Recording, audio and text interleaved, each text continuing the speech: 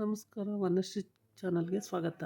ತಂದಾಯಿತು, ಬನ್ನಿ ಇವತ್ತು ರಾಣಿ ಸೀರಿಯಲ್ಲು ಹೇಗೆ ಮೂವ್ ಆಗುತ್ತೆ, ಏನು ಸ್ಟೋರಿ ನೋಡೋಣ ಬನ್ನಿ. ಅದಕ್ಕಿಂತ ಮುಂಚೆ ನನ್ನ ಚಾನಲ್ಗೆ ಅಥವಾ ನನ್ನ ವೀಡಿಯೋಕ್ಕೆ ಸಬ್ಸ್ಕ್ರೈಬ್ ಮಾಡಿಲ್ಲ ಅಂದರೆ ದಯವಿಟ್ಟು ಸಬ್ಸ್ಕ್ರೈಬ್ ಮಾಡ್ಕೊಳ್ಳಿ. ಹಾಗೆ ಒಂದು ಲೈಕ್ ಕೊಡಿ.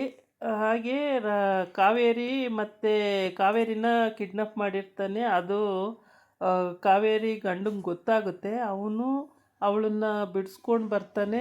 ಅದು ಬಿಡಿಸ್ಕೊಂಡು ಬಂದಾದಮೇಲೆ ಅವ್ರ ಅಣ್ಣಗೆ ಹೇಳ್ತಾನೆ. ಅವ್ರ ಅಣ್ಣ ಕರ್ಕೊಂಡೋಗಿ ಮನೆಗೆ ಸರ್ ಒಂದು ನಿಮಿಷ ಮಾತಾಡ್ತೀನಿ ಅಂತ ಹೇಳ್ತಾನೆ. ಆದರೆ ಮಾತಾಡೋಕ್ಕೆ ಕೊಡಲ್ಲ.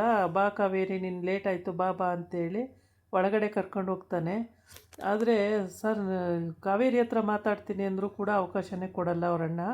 ಬೇಡ ಬೇಡ, ಏನು ಮಾತು ಬೇಡ, ನೀನು ಹೋಗು, ನಿನ್ನ ಪಾಡಿಗೆ ನೀನು ಹೋಗ್ಬಿಡು ಅಂತೇಳ್ಬಿಟ್ಟು ಅವನ್ನ ಕಳಿಸ್ತಾನೆ.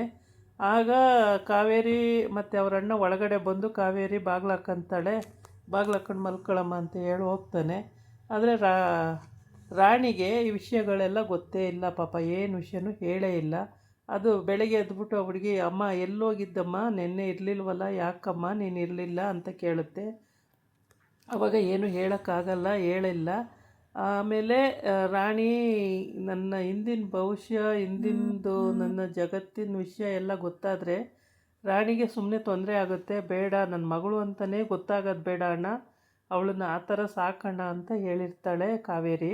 ಹಂಗೆ ಸಾಕ್ತೀನಿ ಅಂತ ಅವ್ನು ಮಾತು ಕೊಡ್ತಾನೆ. ಆದರೆ ಅವನ ಹೆಂಡ್ತಿ ಅವನ ಅತ್ತೆ ಹತ್ರ ಹಂಗೆ ಸಾಕೋಕ್ಕೆ ಸಾಧ್ಯನೇ ಇಲ್ಲ. ಈ ಕಡೆ ಬಂದರೆ ಇವನು ರೌಡಿ ಈ ಥರ ಅವತಾರ ತಾಳ್ತಾ ಇದ್ದಾನೆ. ಕಾವೇರಿನ ತಗೊಂಡು ಮಾತಾಡ್ಸ್ಕೊಂಡು ತಗೊಂಡು ಹೋಗಿದ್ದ. ಅದು ಸಿಟ್ಟಿಗೆ ಅವನ ಮನೇಲೆ ಇಟ್ಕೊಂಡು ಚೆನ್ನಾಗಿ ಹೊಡೆದಿದ್ದಾನೆ. ಅವನು ಹೊಡೆದಿದ್ದಕ್ಕೆ ಇವನು ಮುಖಕ್ಕೆಲ್ಲ ಏಟಾಗಿದೆ. ಮುಖಕ್ಕೆ ಬಟ್ಟೆ ಮುಚ್ಕೊಂಡ್ಬಿಟ್ಟು ಚೆನ್ನಾಗಿ ಬಾರಿಸಿದ್ದಾನೆ.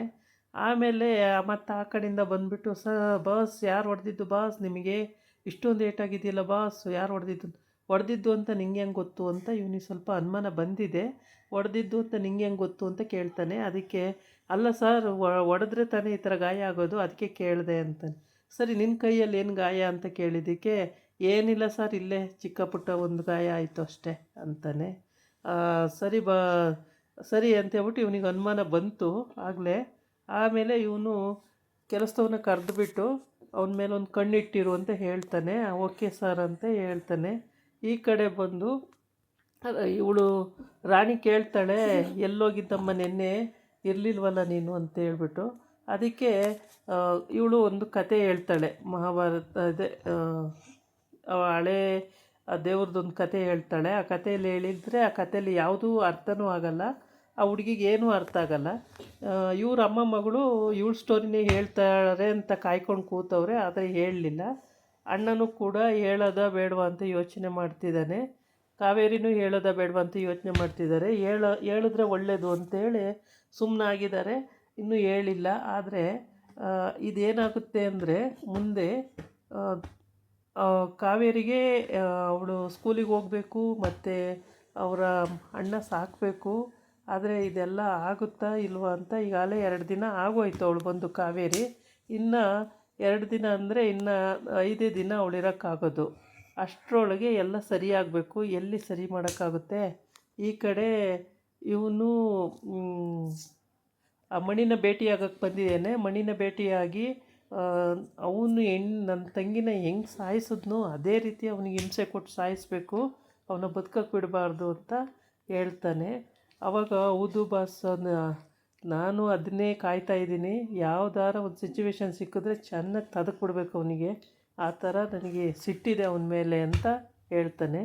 ಹೌದು, ನಿನಗೂ ಸಿಟ್ಟಿದೆ, ನನಗೂ ಸಿಟ್ಟಿದೆ, ಆರಾಮಾಗಿ ಓಡಾಡ್ಕೊಂಡಿದ್ದಾನೆ ಅಂತ ಹೇಳ್ಬಿಟ್ಟು ಇವನಿಗೆ ಅವನು ಮಣಿ ಹೇಳ್ತಾನೆ.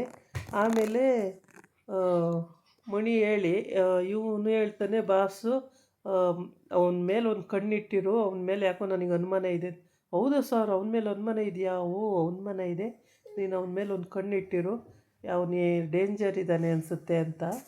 ಆಗ ಸರಿ ಸರ್ ಅಂತ ಒಪ್ಕೊಂಡಿದ್ದಾನೆ. ಡೇಂಜರ್ ಇದ್ದಾನೆ ಅಂತ ಹೇಳಿದ ತಕ್ಷಣವೇ ಆಯಿತು ಅಂತೇಳಿ ಇವನು ಈಗ ಅವನು ಎಲ್ಲೋದ್ರೂ ಎಲ್ಲಿ ಬಂದ್ರೂ ಅವನನ್ನು ಅಬ್ಸರ್ವ್ ಮಾಡ್ತಾನೆ ಇರ್ತಾರೆ. ಬಾಲ ಸ್ವಲ್ಪ ಹುಷಾರಾಗಿರ್ಬೇಕು ಇನ್ಮೇಲೆ. ಹಂಗಾಗಿ ಈ ಇವನಿಗೆ ಫುಲ್ ಅನುಮಾನ ಬಂದುಬಿಟ್ಟಿದೆ ಇವಾಗ ಆಲ್ರೆಡಿ ಹೊಡೆದಿದ್ದು ಇವನೇ ಅಂತ ಆಗಿದೆ. ಆದ್ರೆ ಹೇಳೋಕ್ಕಾಗ್ತಾ ಇಲ್ಲ, ಪಕ್ಕ ಹೇಳೋಕ್ಕಾಗ್ತಾ ಇಲ್ಲ. ಇಲ್ಲಿ ಕಾವೇರಿ ಅಣ್ಣ ಕೂತ್ಕೊಂಡು ರಾಣಿಗೆ ಹೇಗೆ ಹೇಳೋದು, ಅವಳನ್ನ ಏನು ಮಾಡೋದು ಅಂತ ಯೋಚನೆ ಮಾಡ್ತಾ ಇದ್ದಾರೆ. ಆದರೆ ಅಮ್ಮ ಮಗಳಿಗೆ ಈ ವಿಷಯಗಳೆಲ್ಲ ಗೊತ್ತಾಗಲ್ಲ. ತುಂಬಾ ಗುಟ್ಟಾಗಿ ಇವರು ಮಾತಾಡ್ತಿರ್ತಾರೆ. ಅದರಲ್ಲೂ ಆ ಥರ ಮಾತಾಡೋದು ತುಂಬ ಕಷ್ಟ, ಆದರೂ ಮಾತಾಡ್ತಾರೆ. ಈ ಕಡೆ ಬಾಲ ಯೋಚನೆ ಮಾಡ್ತಿದ್ದಾನೆ, ಹೆಂಗೆ ನನ್ನ ಮಗನ ದಾರಿಗೆ ತರೋದು ಅಂತೇಳಿ. ಎಲ್ಲಿವರೆಗೆ ಆಗುತ್ತೆ ನೋಡಿಬಿಟ್ಟು ಆಮೇಲೆ ದಾರಿಗೆ ತರಬೇಕು ಅಂತ ಕಾಯ್ತಾ ಇದ್ದಾರೆ. ಆದರೆ ಎಲ್ಲಿವರೆಗೆ ಆಗುತ್ತೆ ಅಂತ ಗೊತ್ತಿಲ್ಲ. ಬಾಲಂಗೆ ಆ ಥರ ಯೋಚನೆಗಳು ಬಂದಿದೆ. ಇವನಿಗೆ ಹೆಂಗಾದರೂ ಮಾಡಿ ಬುದ್ಧಿ ಕಲಿಸ್ಲೇಬೇಕು ಅಂತೇಳಿ ಯೋಚನೆ ಮಾಡ್ತಾವನೆ. ಆದರೆ ಬಾಲಿಗೆ ರಾಣಿ ಅವನ ಮಗಳು ಅಂತ ಇನ್ನೂ ಗೊತ್ತಾಗಿಲ್ಲ. ಗೊತ್ತಾದಾಗ ಪಾಪ ಖುಷಿ ಪಡ್ತಾನೆ. ರಾಣಿ ಮಾತಾಡ್ಸ್ಕೊಂಡು ಹೋಗ್ತೀನಿ ಅಂತ ಕೂಡ ಬರ್ತಾನೆ. ಆದರೆ ಕಾವೇರಿ ಅಣ್ಣ ಬಿಡಲ್ಲ. ರಾಣಿ ಮಾತಾಡ್ಸೋದೇನು ಬೇಡ, ರಾಣಿ ನೀನು ಹೋಗ್ಬಿಡು ಅಂತ ಕಳಿಸ್ಬಿಡ್ತಾನೆ. ಅವನಿಗೆ ರಾಣಿ ಮಾತಾಡಬೇಕು, ಅವಳ ಜೊತೆ ಇರಬೇಕು ಅನ್ನೋ ಆಸೆ ಜಾಸ್ತಿ.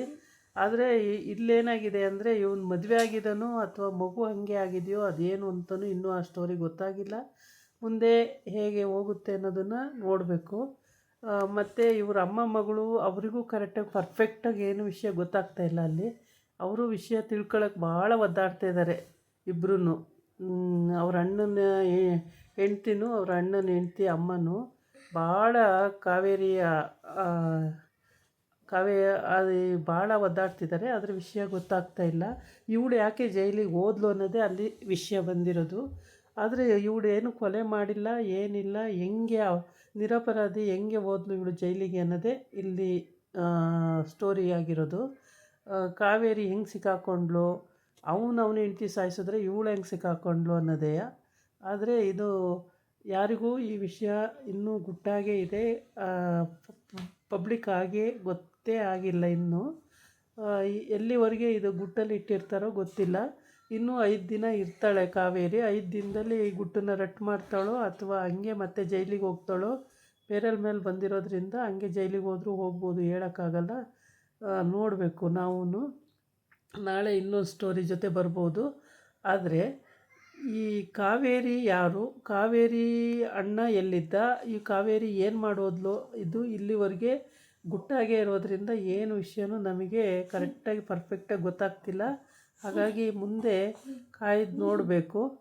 ಆಮೇಲೆ ಈ ಕಾವೇರಿ ಮತ್ತೆ ಜೈಲಿಗೆ ಹೋಗ್ತಾಳಂತ ನೋಡಬೇಕು. ಇದಾಗಿತ್ತು ಇವತ್ತಿನ ವೀಡಿಯೋ. ನಾಳೆ ಇನ್ನೊಂದು ವೀಡಿಯೋ ಜೊತೆ ಬರ್ತೀನಿ.